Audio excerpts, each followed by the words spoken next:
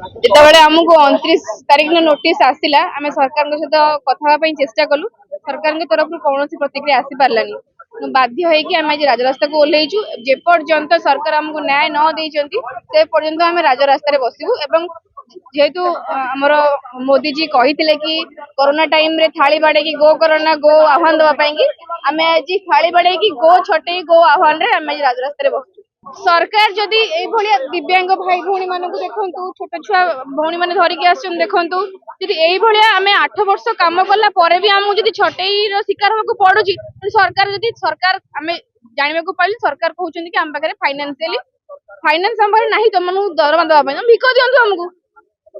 भिको दियंतु ना जेबले आपण आसुतले सरकारी कि बेसरकारी हॉस्पिटल रे हेल्प डेस्क रे आपण हमकु पाइबे कार केवाईसी नाही कार कार्ड नाही बहुत आपण भी देखिथिबे न्यूज आसीथिबो कोनोसी हॉस्पिटल मानकर सब फेक ब्लॉकिंग करके पैसा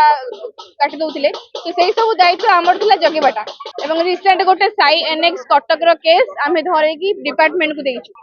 जेहेतु सी कहउचंती ओडिया अस्मितार सरकार लोकंग सरकार तेणु आमे विश्वास रखिछु कि तांको कान रे सब जिंस पड़िबो एवं से सब समाधान निश्चय करिवे सेही तो आमे माने तो बांग्लादेशी नुहे ना पाकिस्तानी आमे भी महिला हमकु भी न्याय दरकार सरकार हमकु न्याय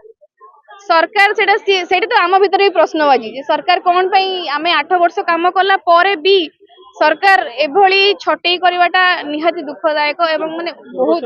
ना आमे तो 8 वर्ष भीतर कौन सरकार कथा आमे कहि परिबुन आमे 8 वर्ष भीतर कौन छटई एभलिया परिस्थिति केबे भी आसनी आमे एया निष्पत्ति नै जे पर्यंत सरकार आम कथा सुनि नांती आमे राजरास्ता रे बसिबु जदि हमको एटू उठै देले आमे मंत्री को घर आगे बसिबु आज्ञा निहाती निहाती निहाती निहारिका कवि निहारिका कवि निहारिका कवि कहूली प्राइवेट हॉस्पिटल 993 जन स्वास्थ्य मित्र भाव कार्यरत करूँ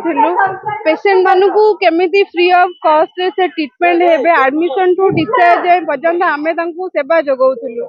गवर्नमेंट तो डिक्लेयर करुच्ची नारी सशक्ति करेइब नारी मानू चाकरी दब आमर स्वास्थ्य मित्र 993 जन रु 70% झील मैंने अच्छा आज ताहले झील मैंने नारी मैंने आज कौन पाई राजरास्ता अच्छा सेटा सरकार आज आमको उत्तर दिंतु मोर सरकार को एतिकी रिक्वेस्ट आम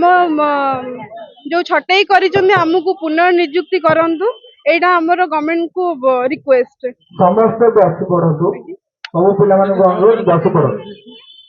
आम एठू उठबुनी कारण है आमर चाकरी गत जो 29 तारीख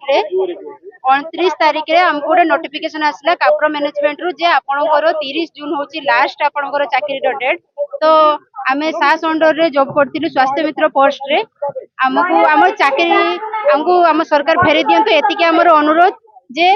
आमे होचु दिन मजुरिया भलिया खटुथुलु रोगी माननकु सेवा दउथुलु तांकर सब सुविधा असुविधा बुझुथुलु केमिति से माने फ्री रे ट्रीटमेंट पाई घर को सुविधा रे जिबे आमे सब कथा बुझुथुलु तो आमे सरकार को अनुरोध जे आम चाकरी की से फेरई दियंतु हमर चाकरी जेहेतु जून 30 रे हमर लास्ट डेट से कर दैचंती जे हमर शेष तारीख बा शेष चाकरी रो शेष दिन तो हमर तांको पाखरे दाबी रहउची कि से हमर से चाकरीटा को हमको फेरस्त करंतु हमरो कोटी कोटा की 14000 समथिंग आसुला आज्ञा आज्ञा चाकरी छटई को नहीं कि आमे प्रतिवाद करछु हम चाकरी की से फेरई दियंतु हम तांका आगे भिक्षा मागुछु थाली धरी की तो हम चाकरी की से फेरई दियंतु आमे बसु एठी देखंतु छोट छुआ को लेकि भी मां माने बसंती प्रेग्नेंट अछंती झियो माने भी आसी बसंती आउ हमर हैंडीकैप्ड पिला भी चली पारु नांती भिन्नक्षम से माने भी आसी एठी बसंती राज रास्ता रे वर्षा होउची तथापि आमे बसिछु हमको सर नोटिस मिलता जून 30 तारीख पर हमर आउ चाकरी नाही आमे सेति पई बसिछु गवर्नमेंट तरफ हमको प्रतिष्ठित मिलु कि हमको पुनः नियुक्ति दियंतु आमे जेमति चाकरी करथुलु सेमति चाकरी करिवु हम आउटसोर्सिंग फेडरेशन कम समय से पहुंचबे उत्तर रखिछथि 993 पिला छटे हिजो जदि हमको गवर्नमेंट बाहर करे हम कंप्लीट 993 पिला छटे हिजो प्रधानमंत्री आरोग्य मित्र भाबरे हमको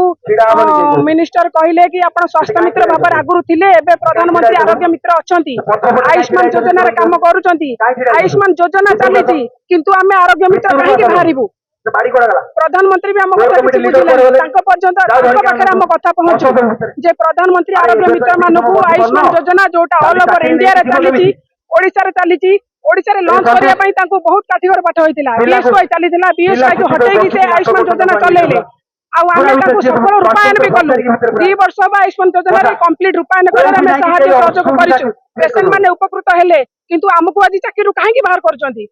ପ୍ରତିଶ୍ରୁତି ଦେଇଥିଲେ ଚାକିରି ସମସ୍ତଙ୍କୁ ଦିଆଯିବ, କାହାକୁ ଛଟେଇ କରାଯିବ ନାହିଁ। ଆମକୁ ଇଭିନିଂ ଆମର ହେଲ୍ଥ ସେକ୍ରେଟାରୀ କହିଥିଲେ କି ଜନହିତକାରୀ ଯୋଜନା କେବେ ବନ୍ଦ ହୁଏନି, ଯେ ପର୍ଯ୍ୟନ୍ତ ଯୋଜନା ଅଛି ସେ ପର୍ଯ୍ୟନ୍ତ ଆପଣ ମାନେ ଅଛନ୍ତି। କିନ୍ତୁ ସେ ପ୍ରତିଶ୍ରୁତି କୌଣସି ଆମକୁ ରଖିଲେ ନାହିଁ। ଯୋଜନା ବନ୍ଦ ହେଇନି, ଯୋଜନା ଚାଲିଛି ସାର୍, କିନ୍ତୁ ଆମକୁ ବାହାର କରିବା ପାଇଁ ଏବେ ନୋଟିସ ଦେଇଛନ୍ତି। ଆମର ଦାବି ଆମକୁ ପୁନଃ ନିଯୁକ୍ତି ଦିଅନ୍ତୁ ଆଜ୍ଞା, ନହେଲେ ଆମର ଷ୍ଟ୍ରାଇକ ସେମିତି ଜାରି ରହିବ। ଥାଳିବାଡା ବି ଚାଲିବ, ସରकारକୁ ଭିକ ବି ମାଗୁଛନ୍ତି ପିଲା କି ଆମକୁ ପୁନଃ ନିଯୁକ୍ତି ଦିଅନ୍ତୁ। ଆମେ ସମସ୍ତେ ଗ୍ରାଜୁଏଟ ଶିକ୍ଷିତ ଯୁବକ ଯୁବତୀକୁ ଯଦି ଗଭର୍ଣ୍ଣମେଣ୍ଟ ବାହାର କରିବ ତାହେଲେ ରଖିବ କାହାକୁ? ଆମକୁ ଚାକିରି ଦବା ବଦଳରେ ଆମକୁ ଚାକିରିରେ ଥାଇକି ଆମକୁ ବାହାର କରୁଛନ୍ତି। ଏଇ ଯୋଉ ଅନ୍ୟାୟ କରୁଛନ୍ତି, ଏ ଅନ୍ୟାୟରୁ ସରକାର ଆମକୁ ବଞ୍ଚିତ କରନ୍ତୁ। ଆମେ ଗଭର୍ଣ୍ଣମେଣ୍ଟ କୁ ସବୁବେଳେ ବାହା ନଉଛୁ, ଇଏ ଲୋକଙ୍କ ସରକାର, ଲୋକଙ୍କ ପାଇଁ ତ ଆମେ କଣ ଲୋକ ନୁହଁ କି? ଆମେ କଣ ତାଙ୍କୁ ଭୋଟ ଦଉନୁ? ଆମକୁ କାହିଁକି ବାହାର କରୁଛନ୍ତି? ଆମ ପ୍ରତି ଅନ୍ୟାୟ କାହିଁକି? ଏତେ ଅଭିଯାନ କାହିଁକି?